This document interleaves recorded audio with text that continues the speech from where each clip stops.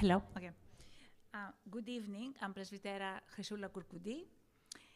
And here is Marilena Grobadzaki, our event manager. And on behalf of the whole team of Maliotis Cultural Center, we would like to invite you to this amazing event.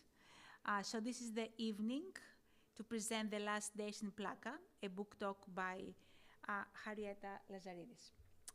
The Maliotis Cultural Center's mission is to promote Hellenic culture and language. Okay.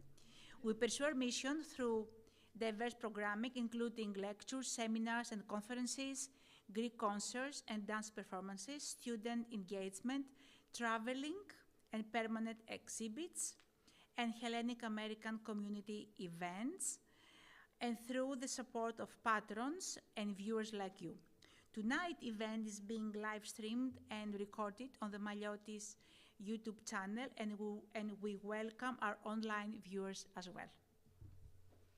Tonight's event, Last Days in Plaka by Henriette Lazaridis, is brought to you by the Maliotis Cultural Center of Holy Cross Hellenic College and the Hellenic American Women's Council. Let's welcome Erika Frangiadakis from HOC. She's a New England Regional Director, and Henriette Lazaridis, which is our author, for a nice fireside chat interview. Thank you. Yes.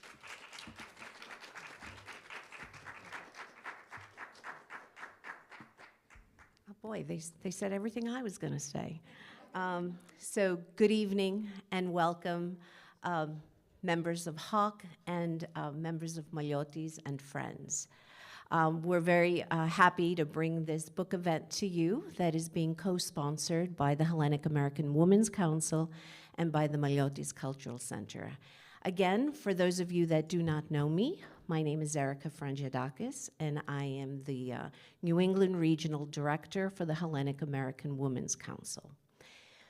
HOC New England is extremely fortunate to have at its footsteps the Maliotis Cultural Center. This center is a beacon of light for anyone that wants to learn about Hellenism and Hellenic culture. We are so pleased that the doors are always open for us here for HOC, and I want to personally thank Chrysula, Markela, and Marilena for all the hard work. They do an amazing job of putting these events together.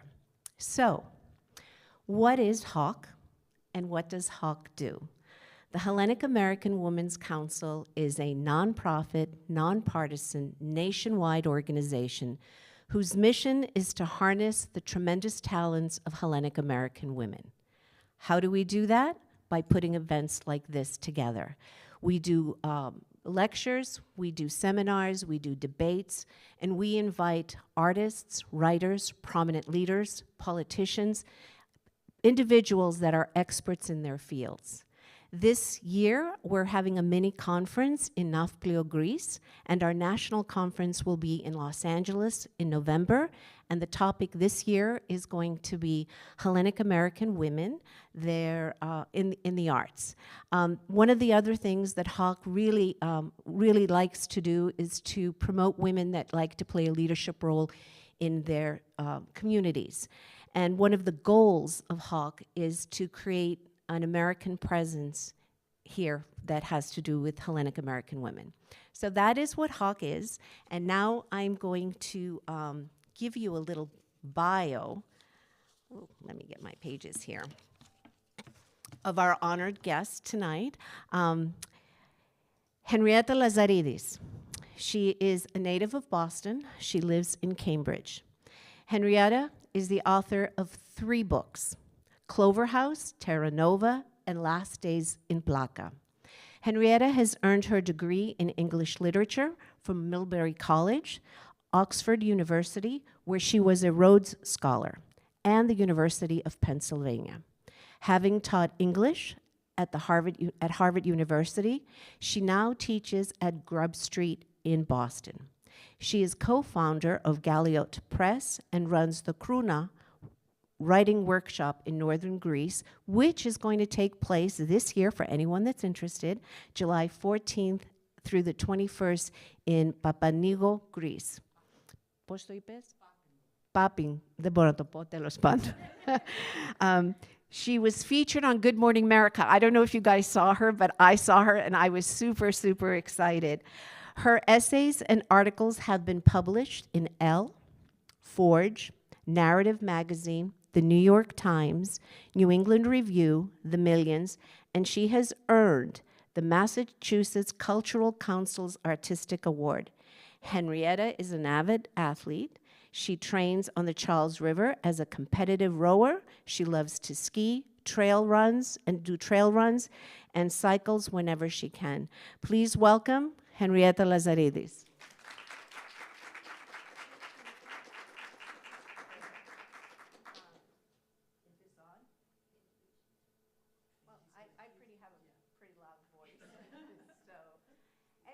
So we're here.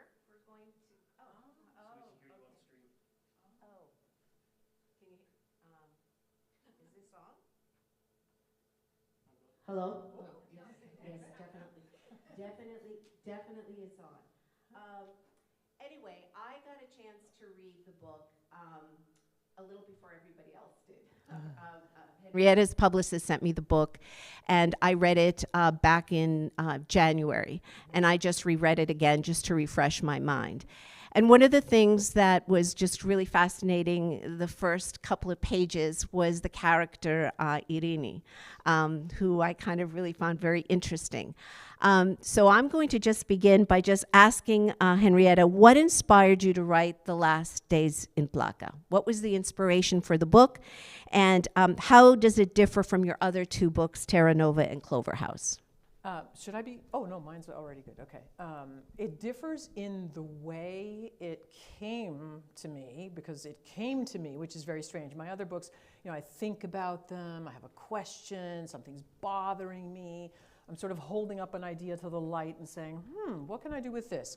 And it takes a while. This one, I started writing it during the pandemic, and none of us could go to Greece or anywhere we wanted, even outside practically.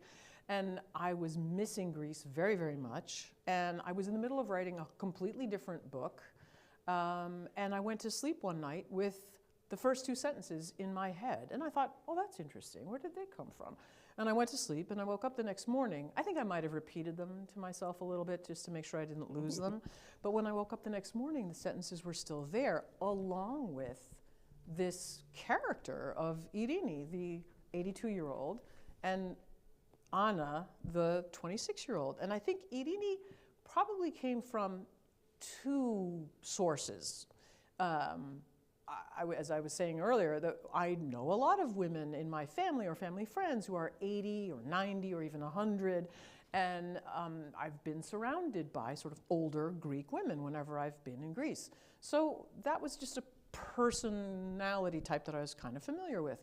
And we have a couple, as a family, we had one family friend who was a very cosmopolitan, well-educated person who lived in Plaka. We had a couple friends who lived in Plaka, and this one person also regularly attended church. And I always thought that was interesting because I didn't know anybody else in Greece who regularly attended church. Everybody was religious, but they didn't go every Sunday, and they didn't have a sort of ongoing relationship with their priest. And so I think those facts kind of were in my mind in a time when I was missing Greece. I was working on another book that I was a little stuck with. And so, boom, there it was in my head. And I just started writing the next day. I was like, well, I have to set this other book aside, and I have to see where these characters are going to go. So it was a completely different experience for me. Awesome, which is actually going to lead me into my next question. Did you face any challenges creating the characters of Irini, Anna, and Father Emmanuel? Well, I think, so Anna is this very naive Greek American who is trying desperately to connect to sort of her parents' past or her whole culture's past, which is a funny thing to do. You can connect going forward, but she's trying to sort of connect backwards to time that has already disappeared. And I think I could identify with that in some way, even though her experience of being Greek in America was very different from mine.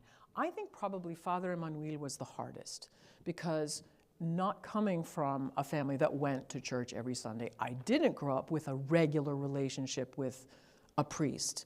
And so I had to use more imagination and a little familiarity, of course, but to piece him together and think, what is he really worrying about? What does he think about? And how does his faith feel for him? And how does he ponder the questions that he ponders as a man of faith? I really like him. I'm fond of all of them, but I got He's to a likable know him. character. I felt like I really got to know him in a way. The other two I almost already knew, but for him I got to know him, and I like him. So That's I fantastic. do think he's a likable character. I do. I liked him. I liked him in the book. There's some instances where I kind of changed my mind a little bit, but I'm not going to give that away. Yeah. One of the things I've always been fascinated about people that write is just the whole process of putting together a book. Things like, do you have a particular place where you write, a special spot that inspires you? How long does it normally take to write a book from its beginning sentence to when it gets sent to the editors? What is that whole process like? Well, I have to say that we say it takes as long as it takes, because one book might take 10 years and another one might take 2, and there's all kinds of ranges in between.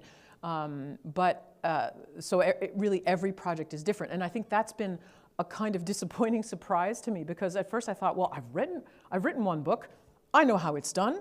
The second one is going to be much easier. And no, it wasn't. It was hard in its own way. And then the third one is hard in its own way, because each one is like a new thing. But what has stayed the same for me since I wrote Terra Nova is I now write my first drafts longhand in a notebook. And especially with Terra Nova, and I did keep this up with Last Days in Plaka, I like to write in the dark. So I really like the winter month. It was hard. I was writing Last Days in Plaka in August when the sun was all over the place, and that was a problem for me, because I like to write in the winter when you get up at 5 in the morning and it's dark. And I've been doing this again this week. I don't put my glasses on. I come downstairs. I'm practically blind, but I'm walking around making coffee without turning on the lights. And then I go and I sit at my desk with my notebook. And you're thinking, she's really nuts, isn't she? And I get my notebook out and I get a fountain pen and I start writing. And because I need my glasses to see, I'm basically writing with the paper like this. And for me, it sounds ridiculous, but this is how I kind of create this sort of cone of silence and this cone of space where it's just me and my imagination. And then I'll type the stuff over, usually that afternoon or a few days later. But the first sentences come out handwritten. in handwriting. And Yeah. what happens if you hit a writer's block? How do you has that happened, and how do you deal with that? Well, I abandon what I'm working on and I write another novel, which is what happened with Last Days in Plaka. I like to say that I don't believe in writer's block, which is and isn't true, because I do think, surgeons don't have surgeon's block. Bus drivers don't have bus driver's block. They just go, they sit down or stand up, and they do their job. And I think that, yes, okay, writing something, creating it out of whole cloth is hard. But if I'm ever stuck, I try not to say, oh, it's a block. I'll get up, I go for a walk. I usually what I'll do is, in the same notebook where I'm writing my drafts, I talk to myself in my notes. Like, I'll stop and I'll maybe draw a line and I'll say, okay, so what's the problem? Why am I having such a hard time? And I talk my way out of it, and then I can resume writing. But I think there are other ways to kind of get your brain out of the trap that it's in if you're stuck. And for me, it's usually physical activity. And we know there's all this history of writers in like Dickens and Wilkie Collins and a lot of Victorians who used to go on these very long walks, and they would get a lot of sort of creative respite, but also inspiration just from that sort of steady physical activity that doesn't occupy your mind too fully, but lets you sort things out. I mean, haven't we all had that situation where, like, we're trying to solve something, and we're like, I can't figure this out. And you get up and go to the bathroom, and then you're like, oh, I know. And you come back. It's that taking the step away from what you're working on. So, Anna and Irini, your two main characters. We want to know a little bit about them. Are they based real people? Are they purely fictional? Why Plaka in Athens? How did that develop the setting of the book? Why did you choose it? Is there a personal connection? Yeah. A lot of questions there. Well, Irini is a little teeny tiny bit based on this person. I mean, just those two facts. Someone who was very cultured and you might think would not be a believer, but was a believer. This family friend. I thought, okay, interesting. So to a certain extent, take that little tiny fact, that's where Irini has some overlap with a person that I know. Anna, not so much. But Plaka, I said it in Plaka because it's a neighborhood where, to put it simply, there's a lot going on, but there's so many layers of time and layers of history there. And I liked how it's a place where there are insiders and outsiders. There's tourists who are completely new to the place, and then there's the people who've lived there for generations, families who've lived there for generations. And they're all swirling around in the same place. And I like that you can be there and be preoccupied with your modern tourist life or Athenian life, especially the Cinepari, the rooftop cinema that I described, which did and will again exist in Plaka. You can be living your contemporary life, watching a movie that could be set who knows when, and then see the Acropolis right there. And all these layers of time are woven together and slapped on top of each other. And time is such an important theme in the novel that it seemed perfect. Like I could have said it in Kypseli, but I wouldn't have had those same layers of the ancient and the contemporary that Plaka just offers. Yeah. No, definitely. When you mentioned the cinema and the Parthenon, I could envision it. I didn't know that they still had open cinemas in Athens and in Greece. I have to go visit one when I'm there. Yeah. Irini and Anna are definitely complex individuals. I totally was able to resonate with Anna because I grew up here, and when I go to Greece, I totally resonated with her. How much of Anna is you?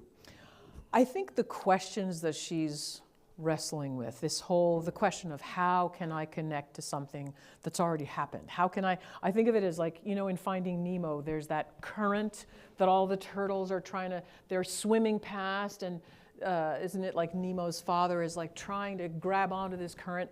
That's how I think of Anna, that she knows there's this big cultural current out there, and she's trying to jump into it. And that sort of question of like, how do I jump into my Greek heritage? How can I connect to the past and then chart a way for myself going forward? I've thought about that for my whole life. I think that's been a question for me because apparently I don't have much or any. I mean, some of you have heard me speak Greek this evening. I don't think I have an accent when I speak Greek. When I first arrive in Greece, though, my relatives who I trust to tell me the truth, they'll be like, yeah, you got a little tiny bit.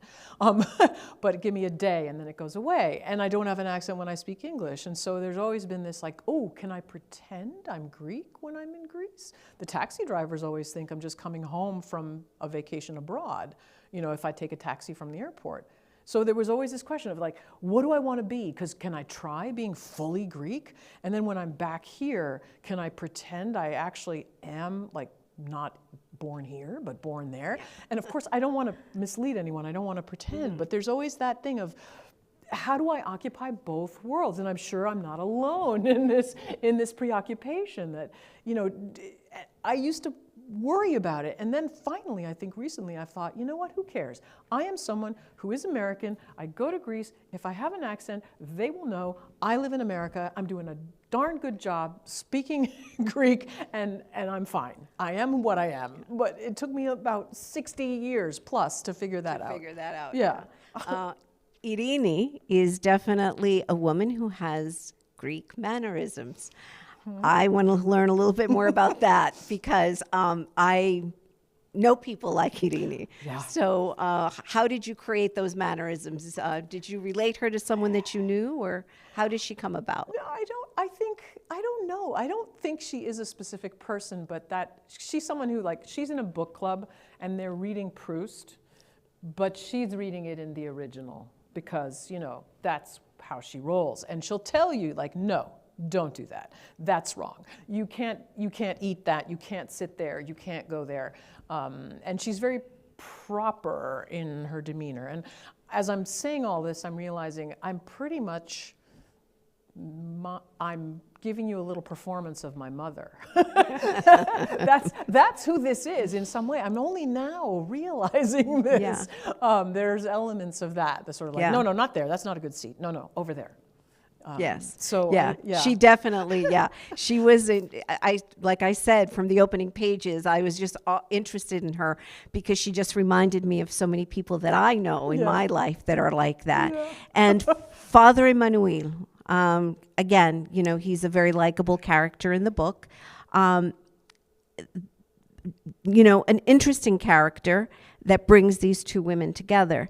Can you talk a little bit about that? Yeah, so it becomes clear, I think, fairly early on that, so the novel is precipitated by the fact that Father Emmanuel has sent Anna with a basket of figs to Irini after service. Anna goes to his church, so does Irini, but he's like, take these figs to this old lady. And he pretty much, he sees that Anna wants connection. And he knows, because he's renting, or the church is renting this apartment to Irini, he knows that she's in financial straits and is old enough that she has her book club, but she doesn't have a ton of friends. And so he recognizes that they each have something that they can offer the other. And so he fobs them off on each other. And part of it, though, I think, is that if he's hoping if that friendship takes, he won't have to worry about them himself because they'll take care of each other. And so he's sensitive, he's careful, he's mindful of people in his tiny congregation, which at the start of the novel has 6 people, and at the end has only 4, because 2 widows who don't have names in the book, they leave in a huff and they never come back. And that's not a spoiler. But so he's struggling to preserve a place of faith in a city, in a part of the city that is not particularly faithful, right? It's t-shirt shops and tourism and tavernas and stuff, and it's not necessarily a place where someone's going to stop and ponder the great ideas and great thoughts of religion. So he's aware that he's kind of working against the current of the culture in a way. Yeah. And he's also, he's a young guy. He has a wife who wanted to be an actor and wears like modern clothes and is pretty cool, and he's got these 2 boys that are about to start getting unruly, but the grandparents are happy to take them so he can, have a nice time with his wife, and he plays soccer. And I had to check this with my friend who is a very regular attendee of her local church, and I said, can you please run this by your priest? And she did, and she checked, and she made some corrections for me on some of the theology, but I was like, can he play soccer? She said, yes, if he's a younger priest, he can. But if like he's in an a older uniform, one. I was like, well, is he going to wear a rasi or the rasa, or can he wear can he wear a uniform? And she said he definitely wears a uniform. Yeah. Which brings me to the next topic, which I think is a really important topic. It's the theme of the book. And for me, when I was reading the book, there's a lot of underlining themes. There's all kinds of themes that are taking place in the book. And there were a couple, for me personally, that hit a chord. And I want you to just talk a little bit about the themes in the book. For me, I saw old age, youth, beginning and death, cultural differences, music, films, and Truffaut. I mean, I just there's a lot going on there, and there's a deep meaning. There was a deep meaning for me.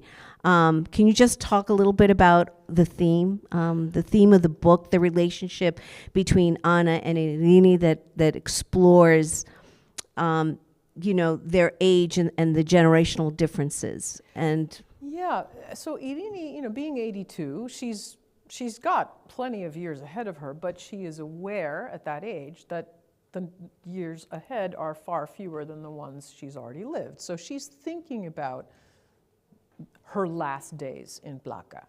And she, in particular, without going into detail, she has some things to resolve in her life that I think she would like to resolve before her last day. And Anna is, again, as we said, like trying to sort of hit this, she's trying to find something eternal, something transcendently Greek. So she's also searching for time in her own way. So time and the running out of time was something that I was very interested in as I was writing the book. And it's no accident that I wrote it during the pandemic, when I think there was an awareness for all of us that days were ticking by on the calendar and we weren't really living them. And we were afraid, many of us, or all of us. So that was a concern. I mean, we were very aware of death, of our own mortality. And those questions and thoughts, I think, permeate the book. It's a blast. Yay, so much fun to talk about these serious things. But it is a book that talks about serious themes, but then I tried to, these women are interacting in a place where they're going to the rooftop cinema, so they're watching French film, and they're transported to other times, and there's the Proust, which, yeah, okay, she could be reading anything. She happens to be reading In Search of Lost Time, and in French.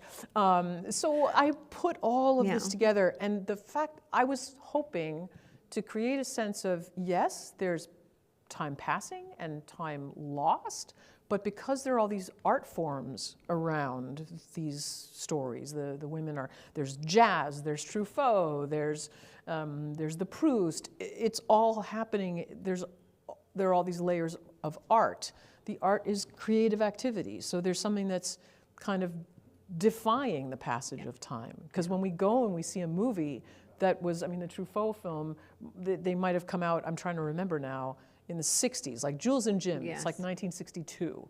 But when we see it now, it's as if we're watching it, it's as if it's happening now.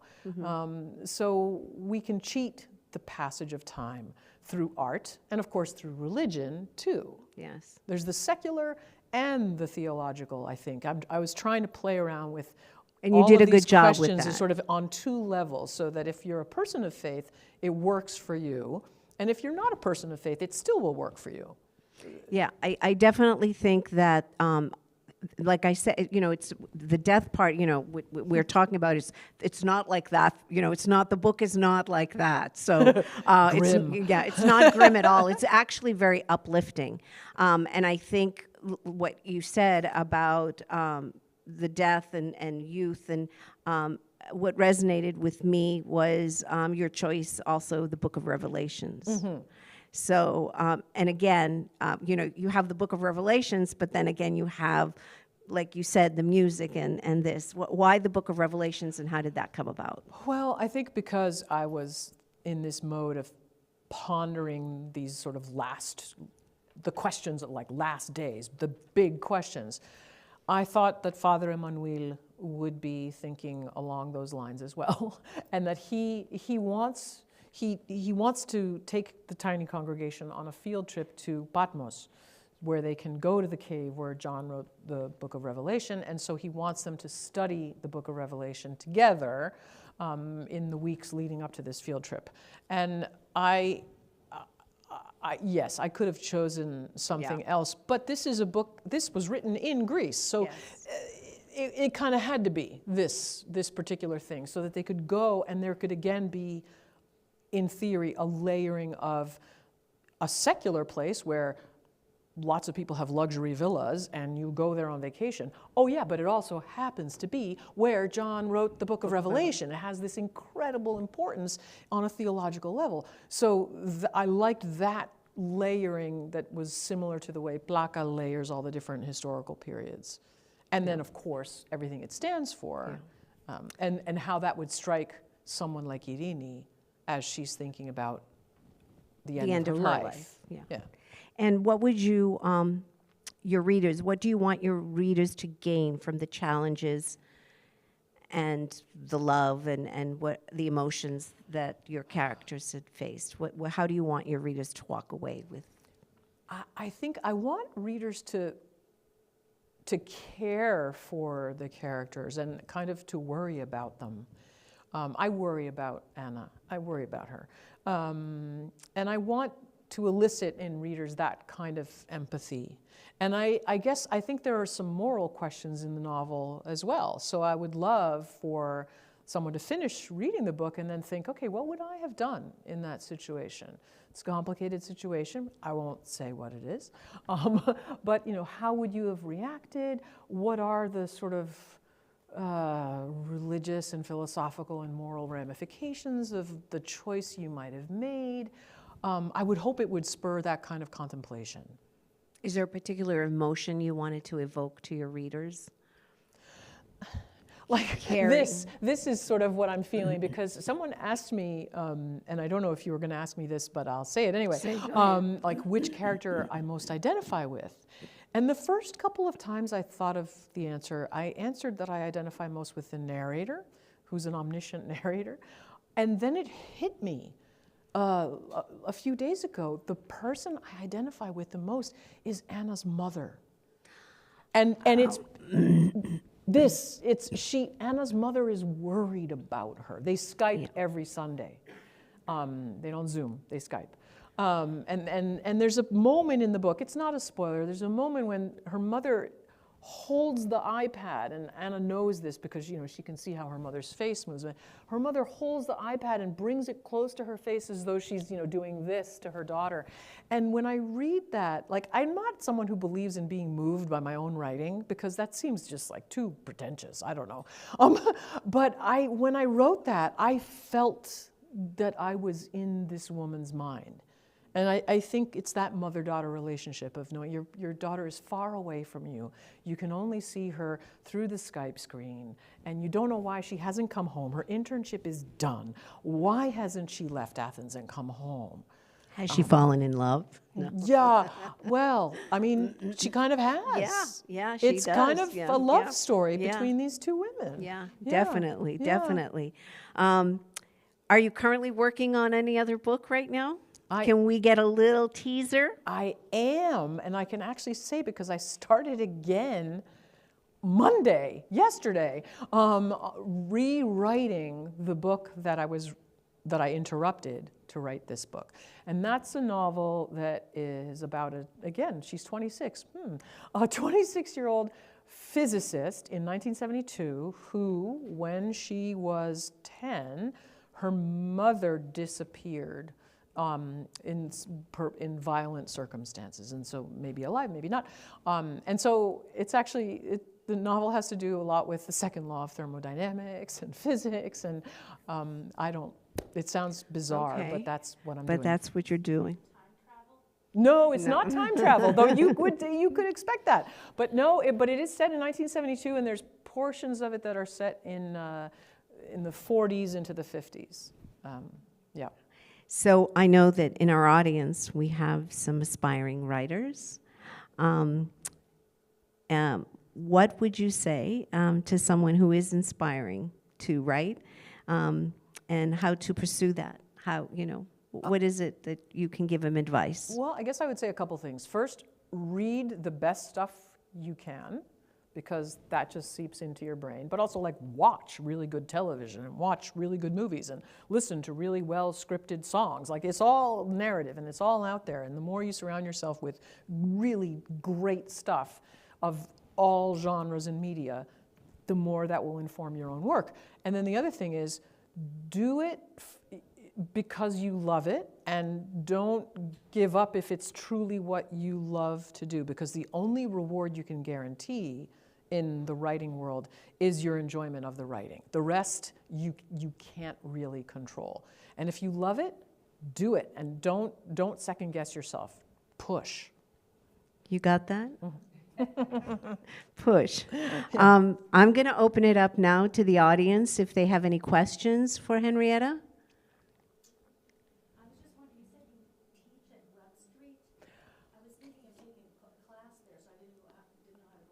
Oh, well, so yeah, the question about teaching at Grub Street. The interesting thing is I've actually this winter kind of put that on pause because I'm starting, or have started, a new publishing company. And so that's taking up the bandwidth I had for the teaching. But Grub Street is the largest creative writing center in the country, and it's right downtown at the seaport, and it's a relatively new location. And there are plenty of excellent classes that you can take on Zoom or in person, and lots of great instructors. If you go to the website, and then you can search through all the offerings, and yeah, hopefully you'll find something that will suit you, yeah. And the workshop in Greece? The workshop in Greece is a tiny little workshop, 5 people maximum. I think most slots are full, I think, but there might still be room. And what I do there is, because this is my family's ancestral home in Papingo, which is very dramatic, very, as it happens, spectacularly gorgeous village.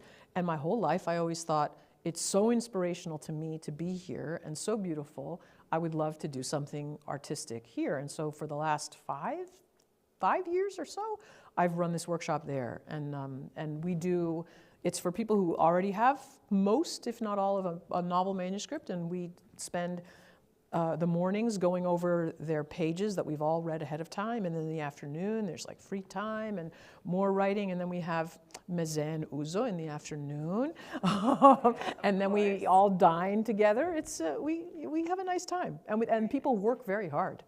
I have to say, yeah. Any more questions? Anyone? No? Oh, Yeah. you can want to stand up? So many questions, but one of them is, this book feels very unique to me amongst a lot of the books that I've read recently in just the depth of character and the way it kind of weaves together a lot of different, it's almost like we're going in and out of different types of vignettes. How do you pitch a book like this? How do I pitch a book like this? You're right. It's what, I think it is what would be called a quiet novel. And quiet novels, no one's really like banging on people's doors and saying, give us your quiet novels. We want to make blockbuster movies out of them. It's not a frequent experience. I was lucky that I had my second book was published by an independent press called Pegasus Books, which I think does a great job. And I'm lucky they were well regarded, and they had an option, like right of first refusal on my next book. And I had a feeling that this was a small press kind of book, and I was just glad that they loved it as much as I did. So I do think it would be very hard. It would have been very hard for me to go to one of the big 5 publishers and say, here's my quiet little novel about an old lady in Athens. I don't think that it would have been a big hit. Yeah. So I'm glad that you sensed that it was different, because I think it's different too, for better or for worse. Anyone else?